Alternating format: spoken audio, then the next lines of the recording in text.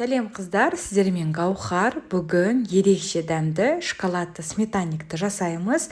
Видеоны міндетті түрде соңына дейін қараймыз. Алдымен майлылығы 70%-дан жоғары бөлме температурасындағы тұрған сары майға бір жұмыртқаны, қантты қосып, жақсылатып шайқап алатын боламыз.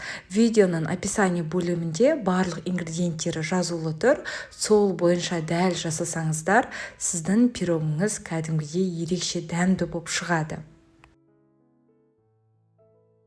Келесі кезекте ұнды қосамыз. Ұнды мен алдын ала електен өткізіп аламын. Одан кейін қопсытқыш, яғни разрыхлительден бір шай қасықтан қосамыз. Разрыхлительде ванилин болғандықтан мен ванилинді қоспаймын. Егерде үйіңізде ванилин немесе ванилин қанты болса, сәл қоссаңыз болады. Бірінші қасықтың көмегімен осылай араластырып аламыз. Одан кейін қолмен жұмсақ қамыр илейміз. Дайын болған қамырды форманың диаметрі менде 23 см.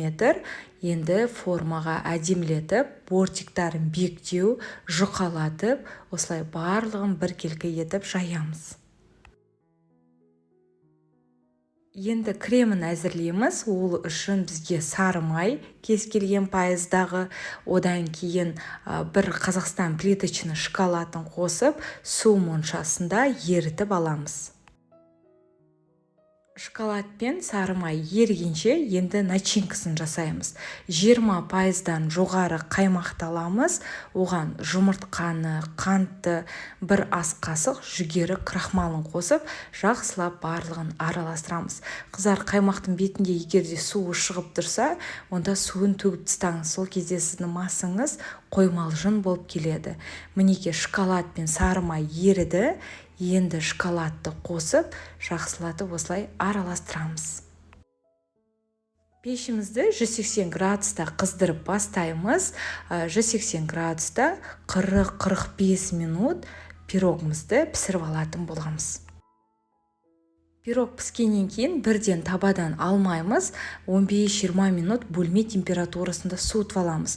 Одан кейін тоңазытқышқа 1 сағатқа салсаңыз, сіздің начинкаңыз қатып, пирогтың дәмі кәдімгідей птичье молокоға ұқсас болып келеді.